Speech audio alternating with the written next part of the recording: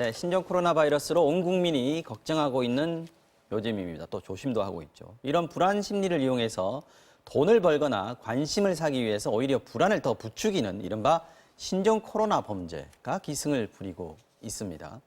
이런 사람들이 감염병보다 더 우리 사회를 병들게 하는 거 아닌가 이런 걱정이 듭니다. 정혁진 변호사님과 함께 짚어보겠습니다. 어서 오십시오. 네, 안녕하십니까.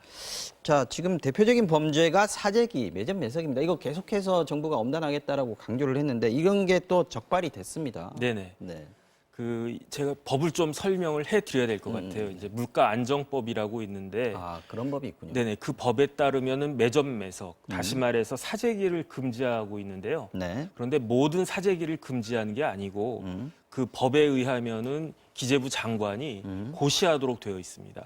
그런데 지금 마스크나 손세정제 같은 것들이 문제가 되고 있기 때문에 지난 2월 4일 날 고시를 했군요. 네, 고시를 했는데 보건용 마스크 및 손소독제, 매점 매석 행위 금지 등에 관한 고시가 네. 2월 4일 날 시행이 됐고요.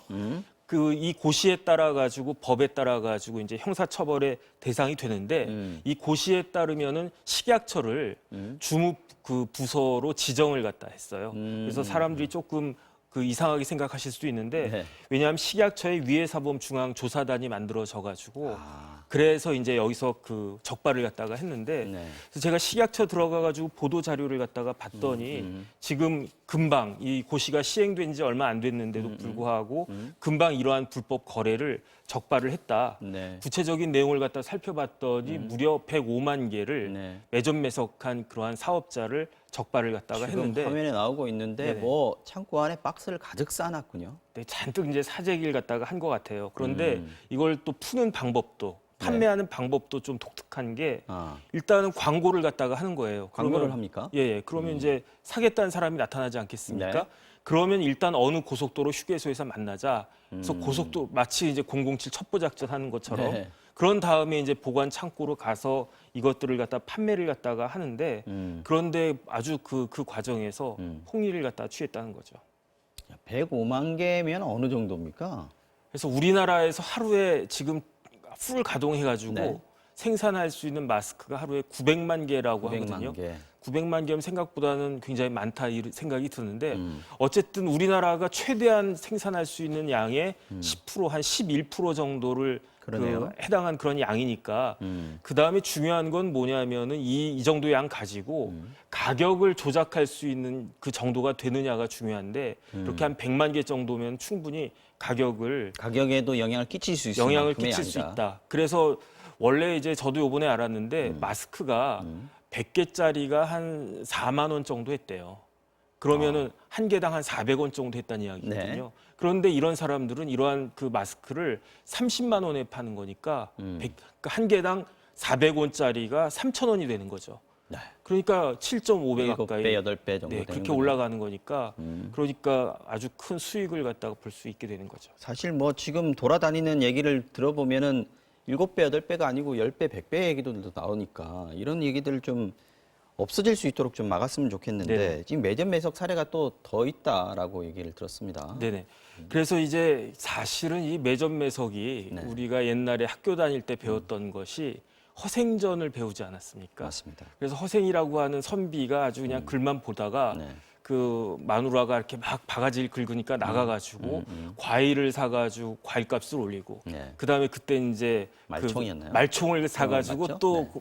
그래서 어렸을 땐 저도 야 이렇게 해가지고 돈을 벌 수 있겠구나 이런 생각을 아주 가볍게 했었는데 지금은 범죄입니다. 지금은 이게 범죄로 규정이 돼서 형사 처벌을 갖다 받게 되고요. 네. 그다음에 이러한 그 매점 매석 행위가 특히 이제 마스크나 손세정제 같은 것에 대한 매점 매석 행위는 제가 생각을 해봤더니 이건 단순히 돈을 버는 것을 떠나가지고 네. 사회에 어떤 해악을 미치느냐 불안감을 확산시킨다는 거죠. 그렇죠. 사람들이 다 내가 병 걸리면 어떡하나 그걸 막기 위해서 그다음에 정부에서도 계속 손 잘 씻어라 마스크 반드시 해라 이렇게 하고 있지 않습니까?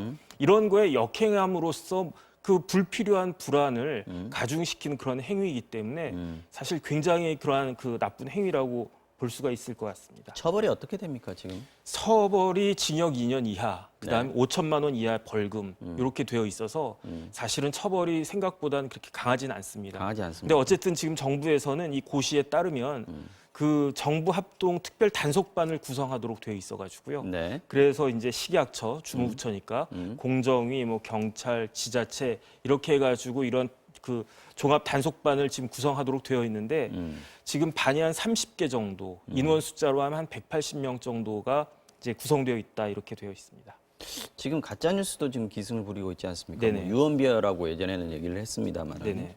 이게 사실 마스크 매점 매석하는 것도 돈벌이 때문에 그런 건데 네네. 가짜 뉴스 이것도 단순히 관심을 끌겠다 이것도 있겠습니다만 네. 돈벌이로 또 이걸 이용하는 것도 있는 측면도 있는 모양이죠.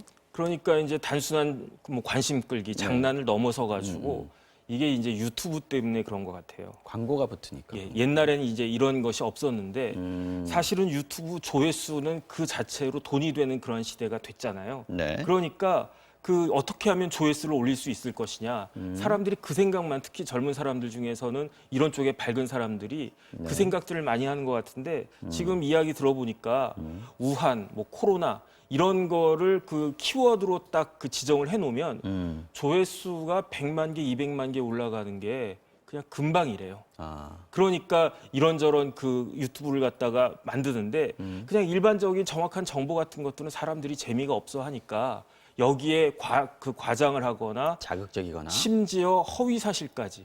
그다음에 심지어는 아주 조작을 갖다 해가지고 뭐 이렇게 그 아까 그 기생충 이야기 나오지 않았습니까? 네. 마치 극본 쓰듯이 정확한 사실관계가 아님에도 불구하고.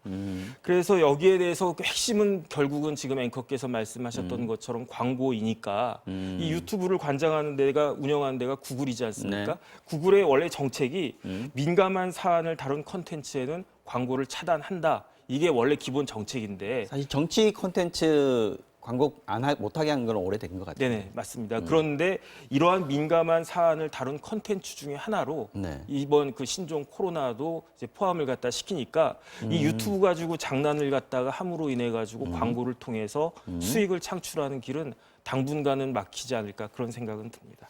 그런데 이제 고민이 되는 거죠. 가짜 네네. 뉴스 이거 초기 단계에서 가짜 뉴스인지 아닌지 구분할 방법이 네네. 유저로서는 이용자로서는 방법이 잘 없단 말이죠. 네네. 중국 같은 경우에 이제 처음에 이거 사스 환자 7명 나왔다라고 리원양 그 의사가 지금 네. 돌아가신 그 의사가 얘기를 했다가 유언비어 퍼뜨린다고 가서 끌려가서 처벌도 받고 네. 했었는데 네네. 이게 오히려 정보를 막는 것이 안전에 더 불이익이 되는 거 아니냐 이런 얘기들도 할 수 있거든요. 어떤 식으로 구분을 해야 되는 건지 이게 참 고민입니다. 이게 저도 사실은 고민이고요. 네. 그다음에 뭐 저는 뭐 이게 개인이니까 국가적으로도 사실은 고민이 많죠. 네. 그래가지고 최근에 가짜 뉴스를 어떻게 처벌할 것이냐 거기에 대해서 논란이 많지 않았습니까? 근데 사실은 우리나라에 전기통신 기본법이 있어요. 네. 이 전기통신 기본법에 그 가짜 뉴스를 처벌할 수 있는 근거 규정 비슷한 것이 사실은 있었거든요. 비슷한 것이 있었어요. 어떤 내용이냐면 공익을 해할 목적으로 전기통신 설비에 의해서 허위 통신을 한 경우에는 형사 처벌을 하도록 그런 규정이 되어 있었는데 네. 그런데 2010년도에 헌법재판소에서 이 공익이라고 하는 개념이 너무 크다. 그래서 모호하다. 그래서 어떤 경우에 뭐 가짜 뉴스 뭐 사람이 살다 보면 항상 진짜만 이야기할 수는 없는 거고 네. 거짓말도 좀 때로는 할 수 있는 거고 그다음 더 중요한 모르고 건 할 수도 있는 거고. 모르고 하는 경우에 그런 경우에 형사처벌 받을 그런 위험이 있기 때문에 이 규정을 위헌으로 해가지고 이제 전기통신망 기본법에서 이 규정이 삭제가 됐거든요. 그래서 지금 제가 법을 갖다가 이렇게 쭉 찾아봤는데 가짜 뉴스를 처벌할 수 있는 경우는 공직선거법에 의하면 허위사실 공표죄가 있어요. 그래서 그 경우 말고는 이 가짜 뉴스로 인해서 사람의 명예를 훼손하는 경우 외에는, 그러니까 명예훼손죄 말고는 가짜 뉴스를 처벌할 수 있는 방법은 사실은 그 마땅치 않은 것 같고 결국은 이제 성숙한 시민 사회가, 그러니까 성숙한 거기에 이제 기대는 수밖에 없지 않은가 그런 생각이 이걸 사실 듭니다. 법으로 재단을 하는 것 자체가 무리수가 될 수가 있으니까 네. 결국 적어도 이 감염병 문제, 국민 안전 관련돼서는 알아서 좀 가짜뉴스 안 만들었으면 좋겠는데 이게 정말 근절이 안 됩니다. 근데 옛날 같은 경우는 이렇게 신문이나 방송같이 뉴스를 제작하고 퍼뜨리는 수단이 제한돼 있었는데 그죠. 지금은 대표적인 게 유튜브잖아요. 누구나 만들 수 이 유튜브는 있으니까. 누구나 만들 수 있고 그렇게 만들어진 것이 사회에 생각보다 훨씬 더 큰 해악을 끼칠 수 있기 때문에 이참에 이런 부분들에 대한 그 법적인 정비는 필요하지 않나 그런 생각이 듭니다. 알겠습니다. 짧게 한 가지만 더 알아보겠습니다. 한 판사가 네네. 살인범에게 징역형 대신에 치료적 사법 이걸 네. 적용했다라고 해서 지금 화제가 되고 있는데 네네. 이게 어떤 사건입니까? 그러니까 이제 노인이 있었어요. 그런데 아내를 살해를 갖다가 했습니다. 네. 그런데 그 노인이 알츠하이머 치매를 네. 한 8년 동안을 앓고 있었어요. 그런데 어쨌든 사람을 갖다가 살인을 하면 네. 우리나라 형법의 기본이 5년이거든요. 징역 5년입니다.